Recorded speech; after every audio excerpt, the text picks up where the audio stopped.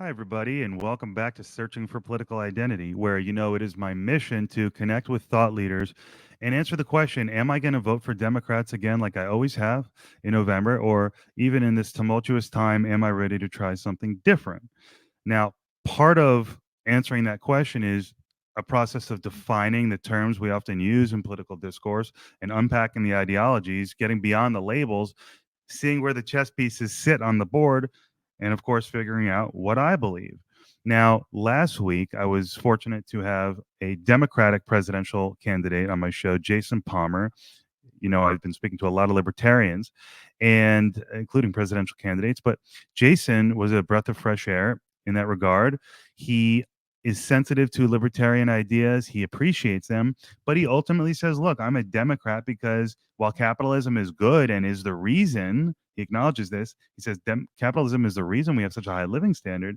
He says ultimately we do need laws and regulations to make sure that it is, you know, equitable and appropriate. So contrast that with the guest who I just had the pleasure of speaking with, Brent, Brent M from the Aiming Up podcast, who's an anarchist, who says, no, man, we don't need laws and regulation. Laws and regulation, although not every motive is bad, ultimately creates this system where innovation is stifled and you have oppression and ultimately slavery. It's not good. So, but what are the benefits of anarchy is what you're going to learn in this conversation. And also, what are the requirements of anarchy? And I'll give you a preview. Ultimately, it's a great personal responsibility if you're going to say that, because anarchy is, we believe in rules, but not rulers. So if you don't believe in rulers, you got to take personal responsibility for yourself, for your space, for your family, right? For your community. It's just all interesting how it ties together. But that's why his podcast is called Aiming Up, because he's on his own health journey and self-improvement journey, and he's trying to lead by example. So two conversations back to back weeks here that focus on the question of does capitalism need to be regulated? Two very different answers. And so I offer both of these for your consumption and enjoyment, to process and come to your own conclusion. That's what this podcast is all about. So again, thank you for being here. Please go ahead and share this with your friends and family who might be interested. Enjoy this conversation, and I'll see you next week. Take care. Brent, how are you today, bro? Doing well, man. Doing well. Happy to be here. Likewise, happy to have you. You're doing great work, really. I mean that, with your podcast. Thank you. How long have you been doing that now? I don't honestly know. I want to say since probably February, Okay. beginning of February, sometime mid-February. I haven't really been keeping track. Barely, so this is brand new. It's brand new. Yep. Yeah. Got a bunch of content though. Put out a bunch of episodes. Still doing some editing to get the stuff on YouTube and Spotify. I'm waiting for a commission piece to get the logo for the podcast and a couple other things I want to finish up before I start publishing the full length episodes out to YouTube. So just putting them on X now and some clips on Instagram and that sort of thing. So I'm just really just trying to get used to making content, editing, going through the whole process with each platform. You know how it is, man. It's like a big learning curve. Well, I know what it's like to do what I'm doing, but I think already you're doing more than what I've done, which is really impressive. It's a lot of work. It's a lot of work each step, and it's not all very fun. You might like performing, but editing is a pain, all that. So Yep. have you recorded all the content in the last 4 to 6 weeks, or have Yeah. okay. So you're active, so you're crushing it. So why the sudden burst? Because I can tell you mine after I hear your answer, but where did this passion come from to start doing a podcast? It's just pent up, right? So essentially, to give you a little bit pre-answer here is I started December 27th, trying to sort of fix a couple of things with my health, right? I gotten out of shape and fat and a bunch of other stuff. I have a really stressful corporate job, and all the excuses you want to throw as to why I got in that situation. And I started there, and I think about a month into it, I really got the inspiration to I really enjoy talking to people. I love discussing issues and ideas. I'm a deep or heavy consumer of podcasts and philosophical conversations on a whole wide variety of topics. And I just felt like, what, I've got something to offer to the discussion. I'm kind of an old salt now. I'm getting older. I think maybe I got some knowledge. Maybe I got some wisdom at this age. And so I just feel it's important to participate as opposed to just hanging back in the shadows. And so that's really all it is. Like I don't have some grand scheme to, I actually don't like being public facing. It's actually something I don't enjoy. I have a career that, sometimes people try to cancel people, and, you got to be careful what you say. And so I don't relish it. But I do enjoy talking to people a lot, right? So for me, it's been deeply fulfilling. And so that's really just where it all started from. Yeah, so that is exactly what I would say. So we're so similar. The big difference is you've got all this to offer. That's why you can actually come on and guest on a podcast. I don't mean to be self-deprecating, but you've done a lot of reading. I know you have. You can tell when you. So I want to hear about all the studying you've done, when you did all of that. How you came to. I guess would you call yourself an ANCAP ultimately? If And I hate labels. I right. really do, right? So I consider myself a lay philosopher. That's it. So I'm very into the concept of philosophy as a means of the best sort of methodology we have for identifying what's true and what's good in the world. Right. And so truth, I'm an epistemologist, I'm an empiricist, right? And so I start there. I start from philosophy, and people like to throw labels. And what I don't like about labels is they sort of are a shorthand, and they're useful, right? Like as far as categorization, concept formation, like that's important. But what I think you get into these tribes, right? So, oh, are you an ANCAP? Are you a libertarian? Are you a?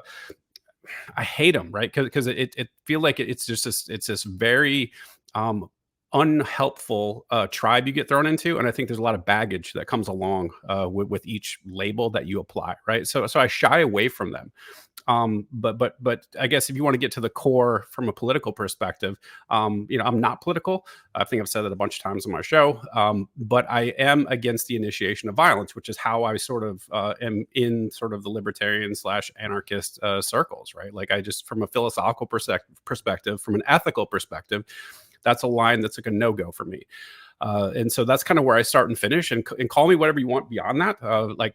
I guess I identify with certain things with ANCAPs. I identify certain things with the various other types of groups, right? But I don't think identity, particularly identity politics, is helpful or useful for the most part. But it's usually, actually, it's a huge negative, I think, generally.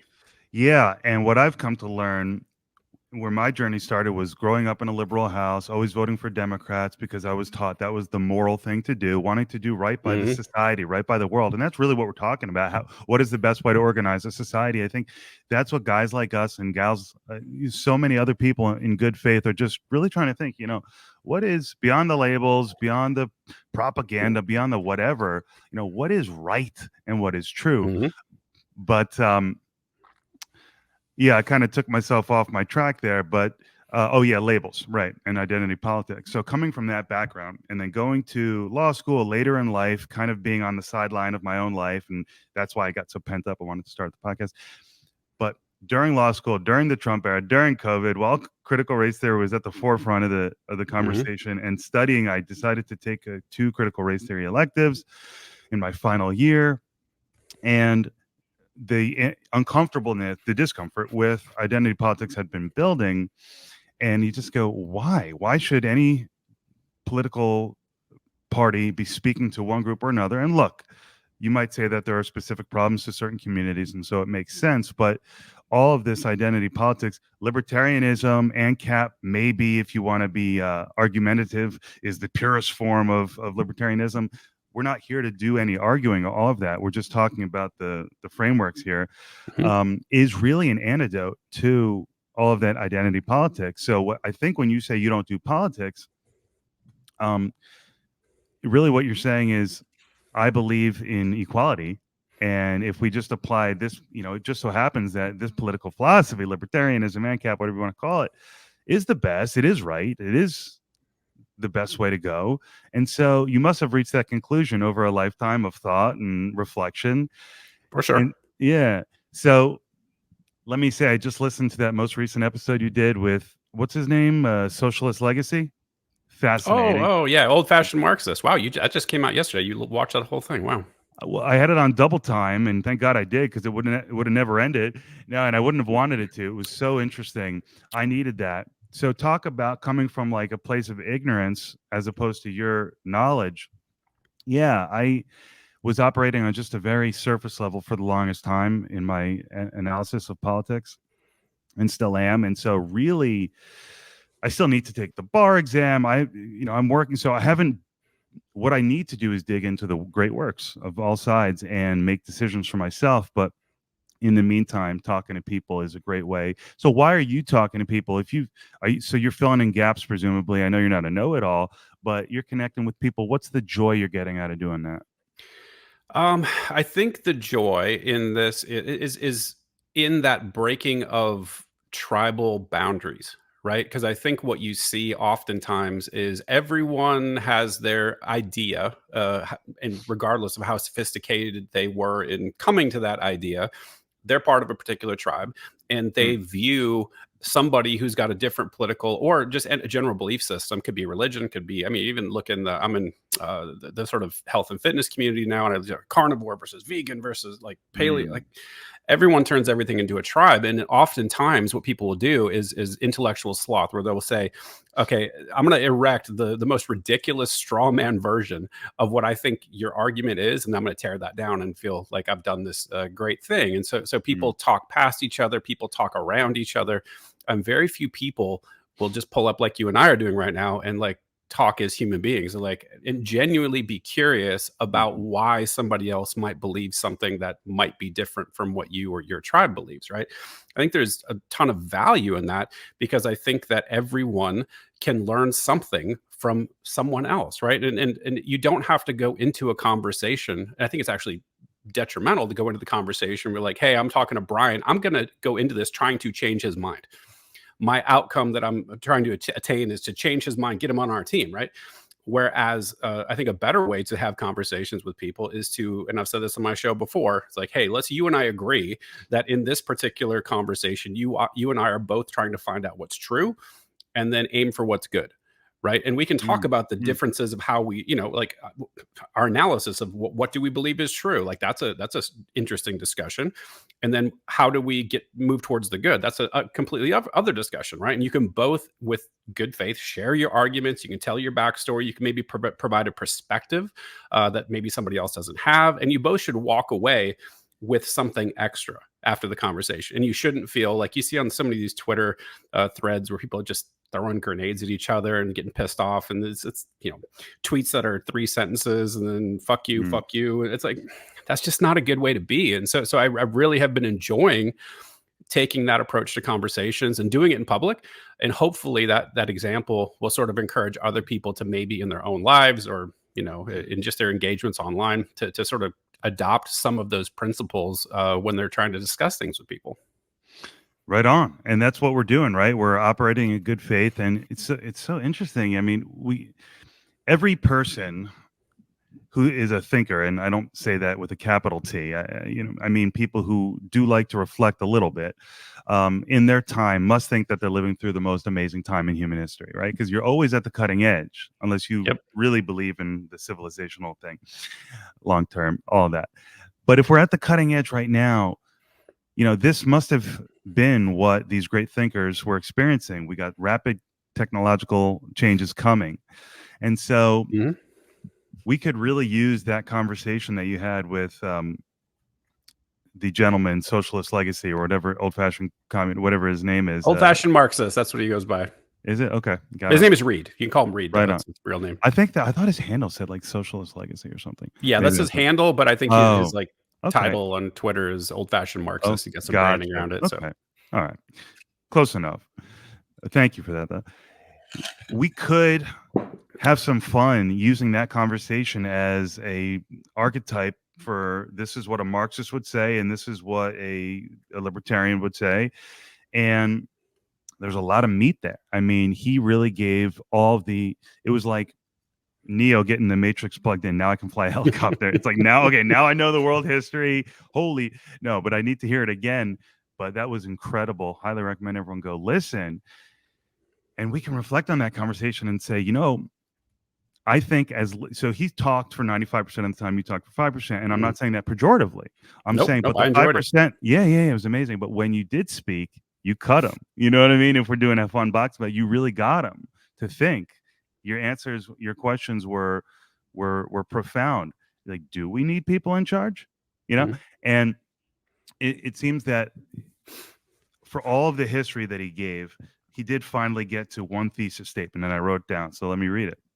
The thesis basically being, correct me if I'm wrong, he said I did write down verbatim what he said.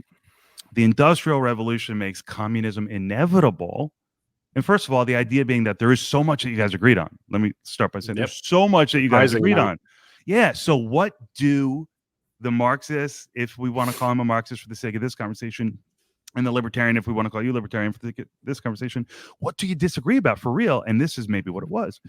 The Industrial Revolution makes communism inevitable due to the concentration and centralization of all of the productive power of society into giant monopolistic accumulations, corporations that collectively are overseen and structured through the financial system that is in control of the state and uses the state power to organize the whole thing as it needs to. Then he even goes on to say it's not the market, it's the fact that the market is being used by the ruling class to advance their interests. Okay, so you would with the last sentence, you would go, okay, I agree with that. Yeah, we don't have pure capitalism. We have crony capitalism. Mm-hmm. So what do the Marxists and the libertarian disagree on then? I think the question, and the more that I've talked directly to Marxists, I don't think that question is clear, because I think they don't, and it's very similar to like the trope about libertarians fighting with each other. I think they're doing the same thing. I think you can't just say a Marxist ... believes, right? Like they're very they're not a homogenous group. So I think Reed actually is probably an outlier. I think he is a lot more laissez-faire than a lot of people like the neo-Marxists, right? So there's different little stripes within Marxism. So because he strikes me as somebody that I could, I have no problem with somebody like him. I even asked him directly, if you remember, I said like, hey, low key, I'm trying to ask, are you trying to kill me? It would have been nice if he said, no, I'm not.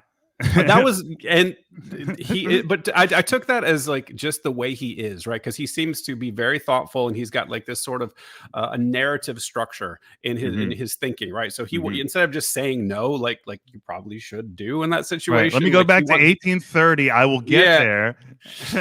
And I appreciate it, man. Like, I'm no shade at him whatsoever. I think that's just more of his personality and the way people tried to communicate. I think he's trying he's trying to provide a full answer, a lot of context, and that's great. I love that, but I would have preferred just like, hey, no, I'm actually kind of cool with you guys just doing your own thing, which I think that's where he got to. So, and it would have been helpful actually to illustrate maybe what he believes in his particular form of, if we want to call it Marxism. What do you believe then, Reed, about the relationships of people? Because we just want to know, like, how does society want to function? How should society function? It's so interesting that he said, hey, man, I'm a red-blooded American, and I just think communism is the next step of this revolution because of all this technology and the concentration of the means of production, I guess we would call it, the productive power. And so that's so interesting. So you share, I say you, what the Marxists and the libertarian share is a concern about centralization then. And so that's great. That's a great place to start. So with all of this, first of all, are you in the tech industry? I feel like you might be. I don't know. Yeah. So I have that in my bio. I was like big tech bro or whatever, but like, legitimately, I've been working in the big tech industry. I'm in like one of the, I don't want to say which company I work for, but one of the very tip top largest companies in the world for tech. So that's my day job. So what is to come in the next 5, 10, 20 years? Do you even know? I mean, can we fathom it? Do we see it coming? Is it going to be exponential? I don't know, right? Because there's a couple of tracks, right? So when you start thinking about AI, right, which I think people really misunderstand what AI is and what it isn't. A lot of people look at ChatGPT and LLMs and think, oh, that's AI. And it's like, no, like the big thing is going to be AGI. If that happens, I'm not still positive that is possible. What is AGI then? Artificial general intelligence, right? So this is going to be something that has cognitive abilities similar to that of humans, right? Where LLMs, it's kind of like a bag of tricks, right? Like it's not exactly thinking, it's not sentient in any way. It can't do a lot of things that human brain can do, right? So it has limitations, but it's sufficiently creeped people out enough to where they're actually thinking forward to when AGI comes and what that might look like. And I think people like Elon Musk and Max Tegmark and some of these other thinkers that are in that space are rightly concerned a little bit. about the potential impacts. And I think there are tons. I think it's way more impactful than the Industrial Revolution, right? When you get to scale, when you get to a point where you can have robots who can program themselves, update their own code, can manufacture themselves, right? You get into a revolutionary space. I don't think anyone knows what that's going to look like. I will say this: Go ahead. I'm skeptical of people like Elon Musk and others who are calling for regulation around AI. Because typically what this means is that you want to go back to the conversation we had earlier. Typically, this is industry trying to grab the gun of the government, so to speak, and then sort of tilt everything in their directions. Like, hey, yeah, we want to regulate it for our own benefit, right? And so I will say, like, yeah, I think there are definitely concerns around it, but also I'm skeptical of any, especially from industry giants, to be like, hey, we got to regulate this thing. Typically, that means they're going to be regulating it for themselves. So AGI would then just be the idea that they don't need us to evolve, to thrive. Correct. Correct. And then there's the whole philosophical question of are they sentient, or do they count as beings in some fashion, right? Like, and that's almost a secondary problem at that point.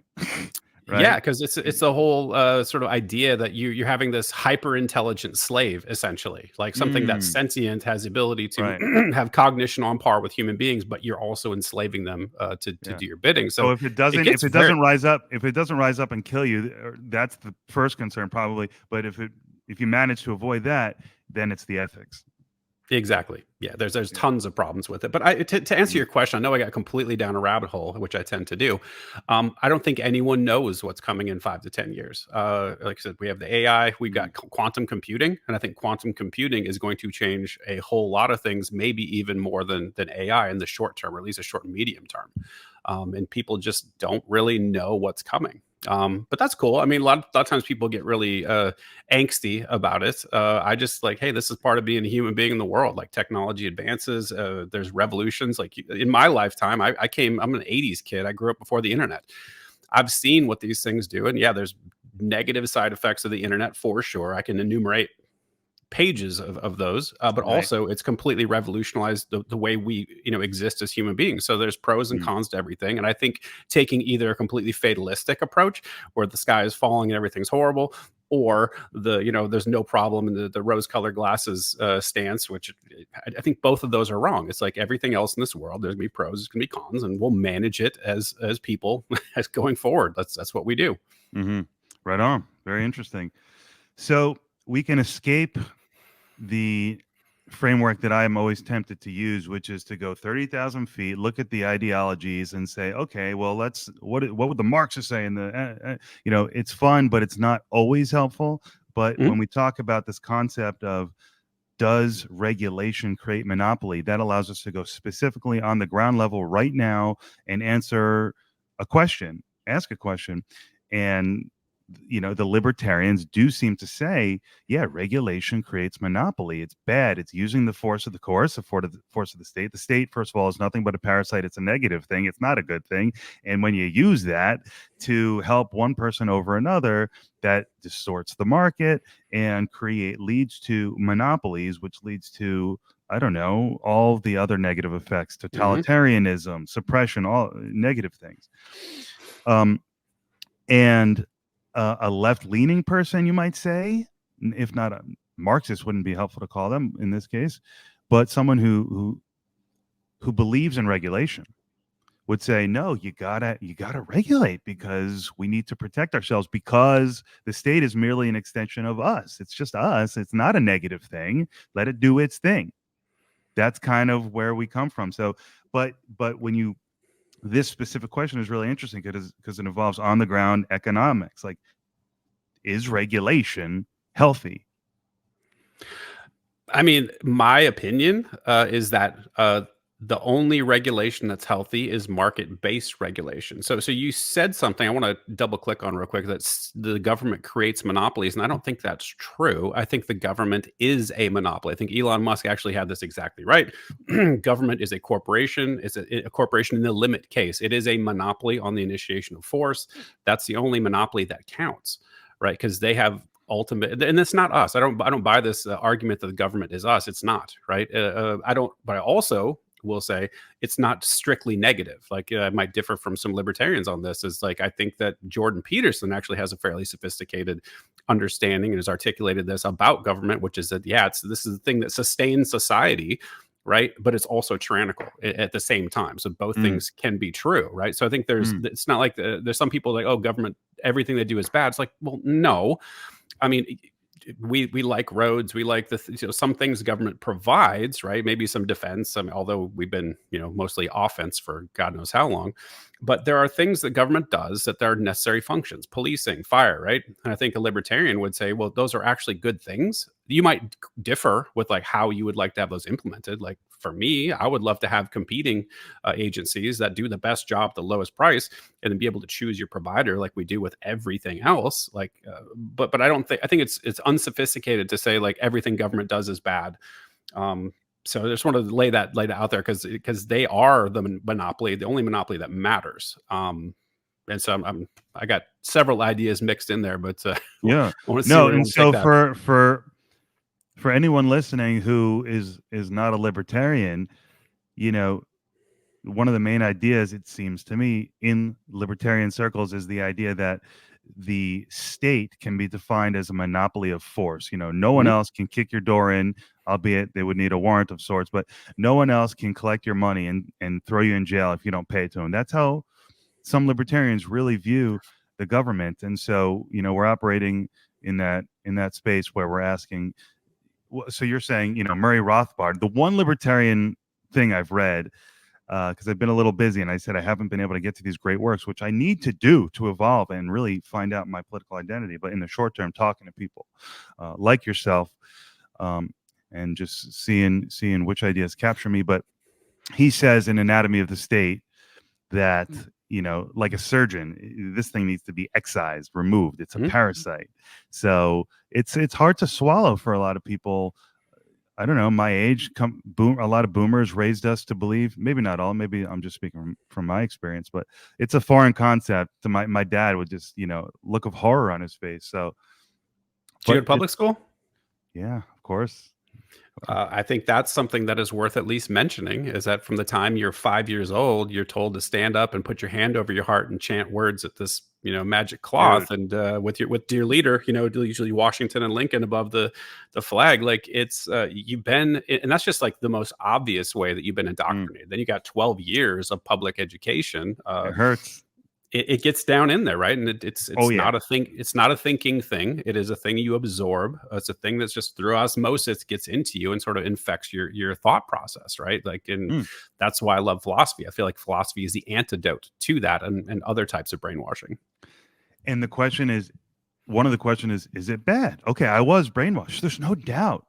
I mean, but was it bad? It was the American Revolution and what the flag represented at the time that we were saluting to.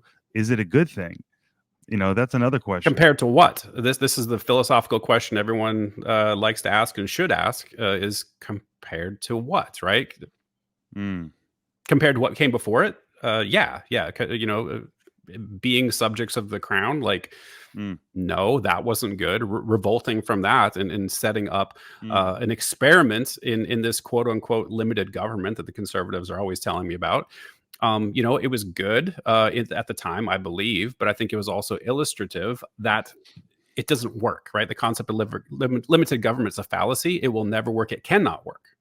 So I think that was, in my view, that's good. That's a good that came out of it. Is like, okay, cool. We ran the experiment. It failed miserably. Now what? Well, so people will call you illiberal, right? That's a buzzword that gets thrown around a lot, right? Illiberal because hear me out and tell me where I'm wrong, where you think I'm wrong. It seems to me that most people like my dad's age and boomers who are maybe Democrat leaning would say, hey, I understand we're not living in Athens. We're not a pure democracy. I hear you. 51% is just majority rule is just two wolves deciding with a sheep what to eat for dinner. So we got to have limitations. So we have a constitutional republic. They're like, okay, I get it. We have a democratic republic. Okay, that's what we have. But you say, no, that doesn't work. It always leads to full-blown tyranny. So that's an interesting conversation. Yeah, I don't know if you want me to expand on it, but that's Please something I do. believe deeply, right? Yeah. So, and this is the thing I think conservatives fail to realize. They're always saying, well, if we just rolled back the state a little bit, if we cut taxes, if we limited spending, if we dot, dot, dot, things would be better, right? But if you look at the empirical evidence, the state has grown in one direction since the ink was dry on the Constitution, right? And and also the Constitution's never been respected, right? People, I think on the right particularly, view the Constitution almost with like religious, like almost like it's a religious document or like theological. It's a weird mix that the Should be Christians. revered but not applied. Yeah, but it's so weird. It's almost like if you question the Constitution to a conservative, they typically will get very angry with you, and it's almost like insulting their religion. It's a very Right, weird right. thing I've noticed, right? But Mhm. if you look at it empirically and you just dispassionately like, hey, what has happened with the growth of government from when the United States was founded until now? It's like everyone who's honest would be like, it's been a logarithmic curve. It's just been straight up. It's not going to reverse. And anyone who knows anything about economics knows that this empire is in the middle of failing right now. It's in the process of falling. And so it's like it's failed. Like, I'm sorry, guys. Like the Constitution doesn't work. It could never work Mm. because it was flawed from the start, right? I think the concept, to go back to the earlier point, once you give a small group of people the legal right to act in a way which, if a citizen performed the identical actions, would constitute a crime, as soon as you make that concession, there's no limit to how far the government will go and how tyrannical they will become, because there's nothing that can Mm. stop them, right? Because they have the, like you said, the monopoly on Justification of law. yeah, they have the law on their side and they get to write the law. And people are always like, well, the government is us. Like, no, it's not. And it's like, yes, you can elect representatives, kind of. Mm. But people don't even realize how laws are. I mean, you're a law student, right? So you probably understand. Like when you go to K Street in Washington, D.C., that's where all the lobbyists congregate. And they literally are within walking distance of the Capitol. They go over, they draft the legislation. They write the fucking language that goes into the law on behalf of the corporations and their Right. special interests, and then deliver it to your elected representatives to sign it. That's how the game works, right? Yeah, It's see, not you I wish represent. we learned that in law school, and that's one of They the don't things teach you that? no, even Oh my going to God. law school. No, I mean, is there a class on law? Is there an elective on lobbying? Maybe, but no, they teach you all the esoteric kind of fun but not relevant. Oh, I don't want to say fun but not relevant, but I could tell you, oh, the Commerce Clause. This is the justification that the founders gave to the federal government to, enable them to regulate most things having to do with the economy. Yeah, since Wickard versus Filburn, then it's Right. just basically Yeah. can be used for anything. Yeah. No, I actually went into this with a conversation with someone. So fascinating. Just the idea that if the Commerce Clause gives the government the power to regulate things, and it's broader than this, but that move articles of commerce that go between two states, well, the Supreme Court even went on to say, no, even if you have something in your own backyard that never leaves the Mhm. state, if the justification is if in the aggregate that product or commodity could have a substantial effect, if it could in the aggregate have a substantial effect on the international market, then we can regulate that, and we can regulate what you do in your backyard. So yes, the state power grows; it doesn't shrink. And yeah, it's really interesting question of this is where the anarchist comes out of you and says we don't need. It's not us. The government is not us. And it's just fascinating to go to law school, learn how the state works, and then meet so many interesting people like yourself who say, wait a minute, consider that what you just learned, all the justifications and rationales that you just learned are all immoral. They're all immoral. Well, unethical, I think, is a better way to frame it, because Yeah. I think we get into the weeds around, because morality, I think it is. And by the way, I had a great discussion with my buddy Jordan Goldstein, who's a PhD philosophy professor, Mm. and we got into that a little bit. And it's an important distinction. It might be too wonky for some folks, but morality is kind of like what is good, like it's subjective, right? Like what people in a particular area or Mm. group would say, this action is good or this action is Mhm. bad, right? Where ethics is around what you may not do to somebody. So this is going to be like theft, rape, robbery, assault, kidnapping. Like there's their prescriptions around one. Universally wrong. Universal Exa- wrongs rather than subject to custom. Exactly. Yeah. So I don't know if that's too wonky a point to bring out, but I think it's No. important. Yeah, no, that's interesting. Yeah, all we're doing here is trying to find out what is right, what is true, what's wrong. And so I guess the anarchist perspective is it's wrong to allow any group of people to, as you said, do anything that an individual wouldn't be permitted to do to someone else. So live and let live to the ultimate degree is the point there.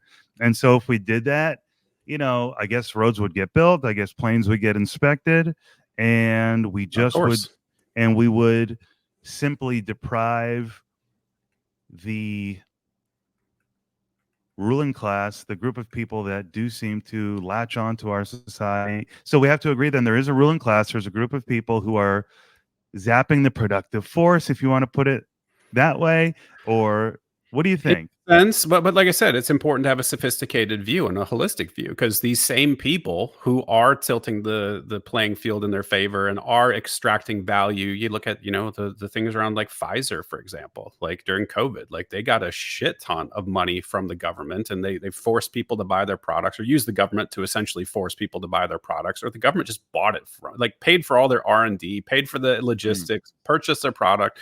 I mean, but also they provide life-saving drugs, right? Same with, look something like Bill Gates or Jeff Bezos or Elon. Like, you can say a lot of things negatively about them, and yes, they completely abuse the system, but ultimately it's rational because all their competitors are doing the same thing.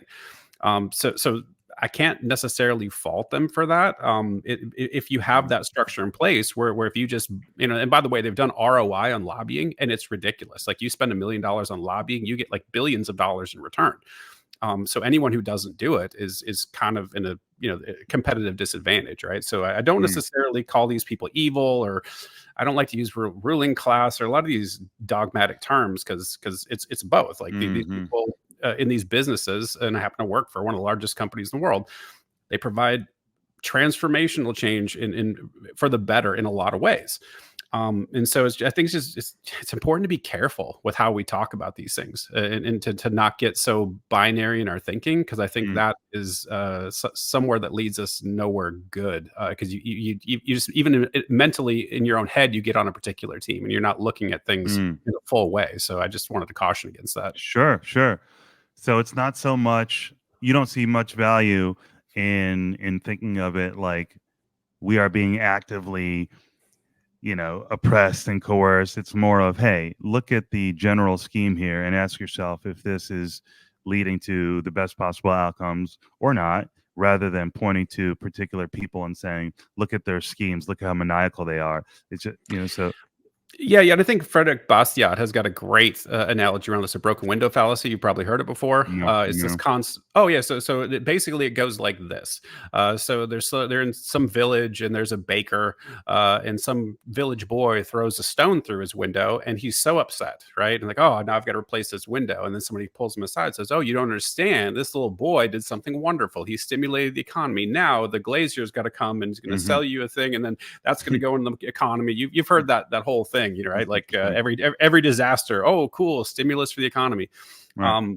Or if you look at government programs, road programs, they do these infrastructure bills, like trillions of dollars for infrastructure. Yay! Look at how we're stimulating the economy. The problem is that's what you see. Right. So the window that was broken, that was replaced, you see that positive, that the glazier gets the money for that. Right. But ultimately, it's a net drain on society, because you don't see what the thing that's hidden from you is where that money or the productive force actually would have gone in a free market. Right. Because the government is not efficient in picking where the money should go. It's typically corrupt, and it's not where other people would have normally chosen. So you're missing, because you never see it, all of the innovation, the products and the services, like that stuff doesn't even come to the fore, and it's just absent in people's mind. All they can see is like, oh, I can see the immediate positive impact, but that's not, like I said, it's not a sophisticated view, and it's not looking at things in sum total. So if you get a chance to read some of Frederick Bastiat, he's got some great works.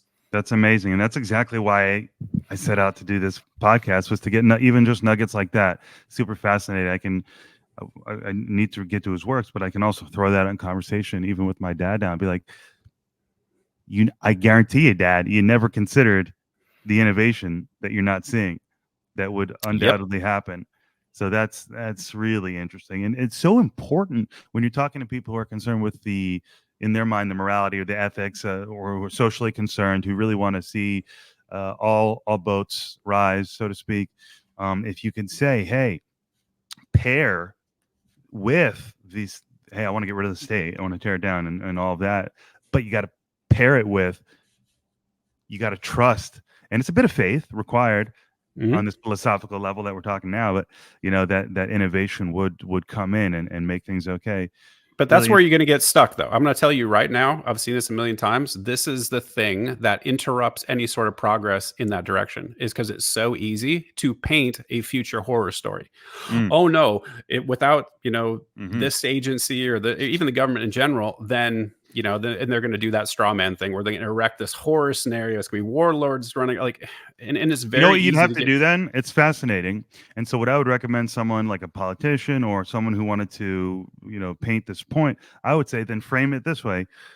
The state is clogging the arteries of innovation. That's what they're doing. And so now, immediately upon eliminating the state, you have this flowing channel of innovation. So it's People don't interesting. like that though. People, Mm. honestly, It's scared more because they're people, scared. they're very afraid, and it's like the devil. It's like, well, Mm, I know what I've got now, right. but what if these horror scenarios that people paint actually come to fruition? Then I'm way worse, and so I'm just going to stick with what I know. Mm, I think mm, there's a large aspect of that. There's not a lot of people that are forward thinking about the world, and that mm, saddens me being in tech, because I see very clearly ways in which the existing technology we have, not even the stuff that's on the horizon, could materially shape the way that we interact with each other as people.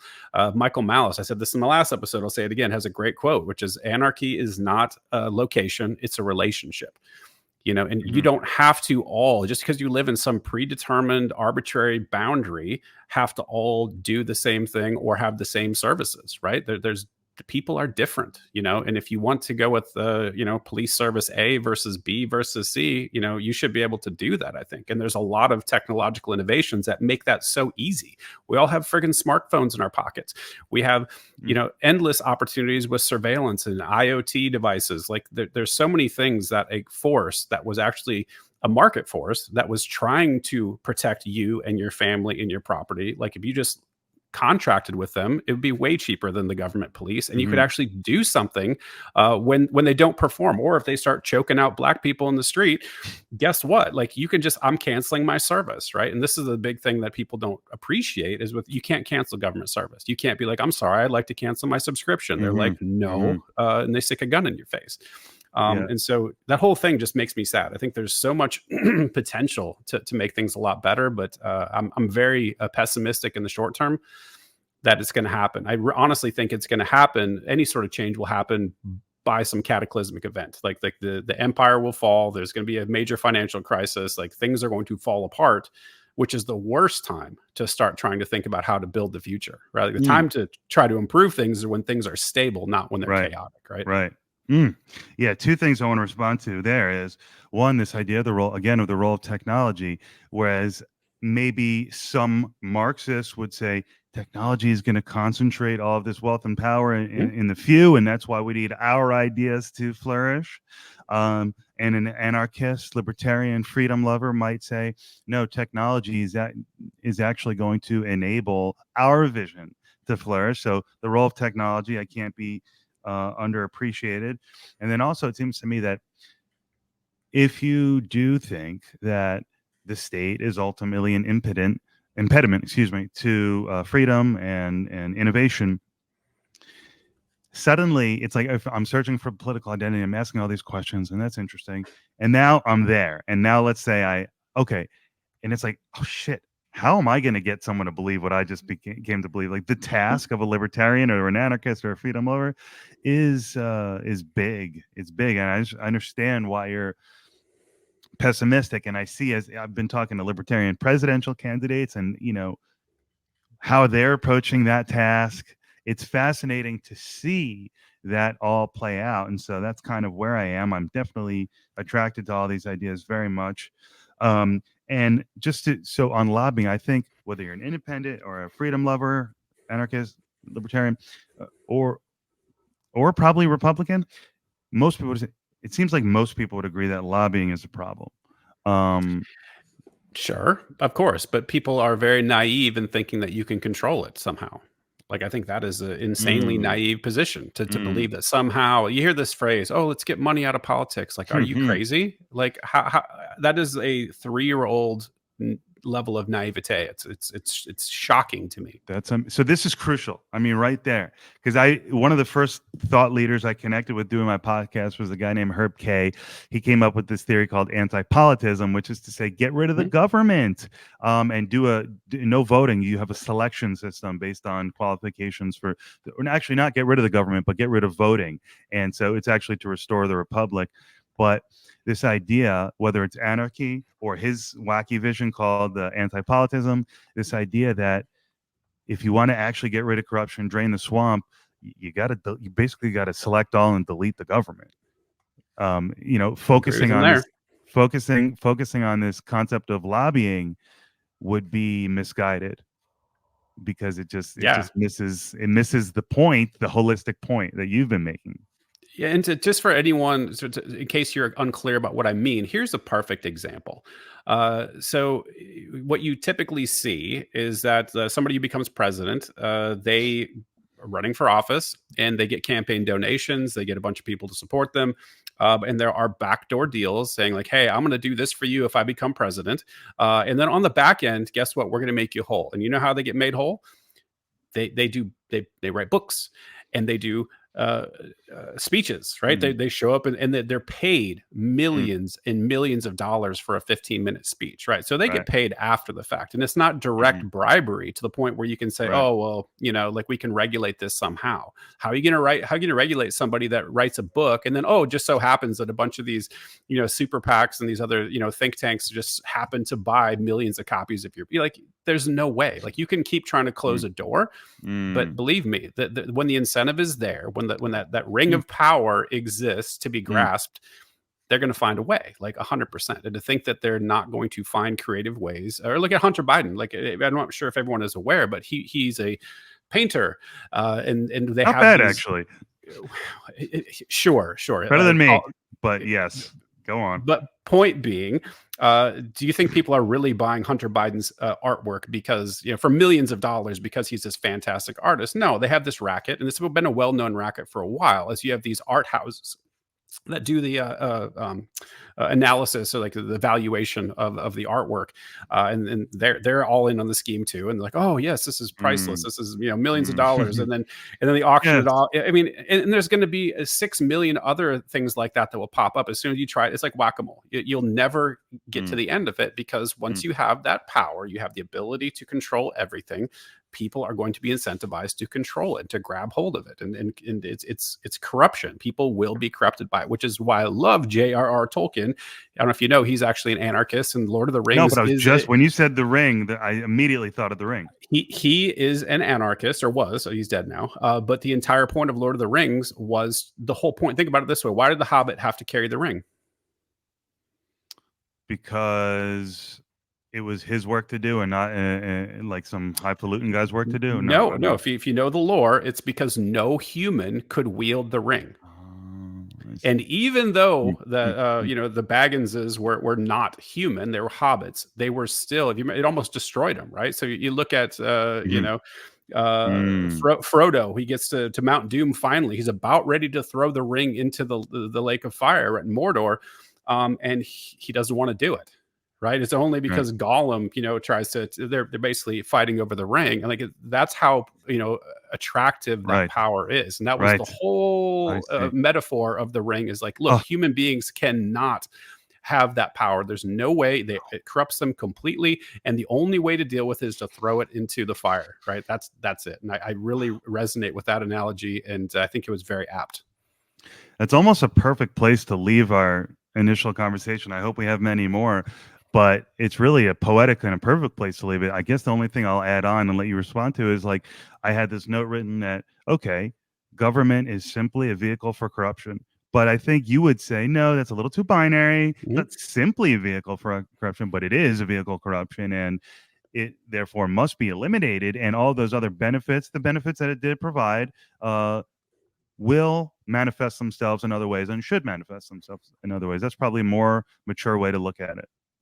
I think that's exactly right, and so and also it might surprise you that if I had the switch, like the magic wand, and could eliminate the government tomorrow, I wouldn't do it. I think it has to be intentional, and I think it has to be this adoption in people's minds of just the idea that no, we could do with more freedom. Like that would be a good Mhm. thing, and Mhm. maybe we don't have to go all the way, but like at least start moving that direction mentally. Let's have that discussion. Let's talk about it. Let's think about what could be, because I think a Mm. lot of people, particularly around the COVID area, realize like, oh, this thing is actually really dangerous. And if they want to get very Mhm.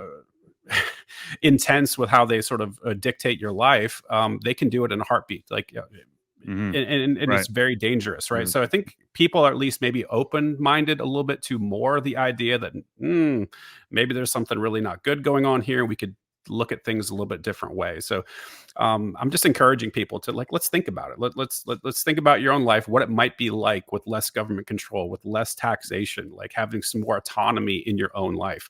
Mm. But I will say this, what comes with that, which people don't like, and which is why I think people tend to cling to government, is that there is on the other side of that coin the Responsibility. same level of responsibility, personal responsibility. And a lot of people do not want to take personal responsibility. And so that's an Mhm. impediment, which Mm. dovetails with my whole podcast. And the whole reason I'm on social media is like I'm trying to improve myself, become a better version of myself every single day, encourage people to do the same. And I think that if we just all focused on that, it's going to have a pretty large impact on society in general. So yeah, pick up your fucking responsibility, people. Right. Like do what you should be doing, in the world, regardless of where we end up politically, is going to be a better place. Right. So important. And it's a whole nother conversation. The idea that this concept of anarchy or freedom or liberty, whatever you want to call it, really only works amongst a population of people who are willing to take responsibility for it. Spider-Man. So it's You got it. fascinating. Fascinating. Brent, amazing conversation, man. Thank you so much. Yeah. Thanks for having me. I really Yeah. enjoyed it, man. Yeah, me too. And I look forward to following more seriously. I mean, your podcast, you've been doing it for 4, 6 weeks, and it's just super, man. So Appreciate that. Thank you. congratulations on an amazing product already. And I'm excited to see where you take it. All right, man. Best luck with yours too. Thank you so much. Talk to you soon. Later. Later, bro.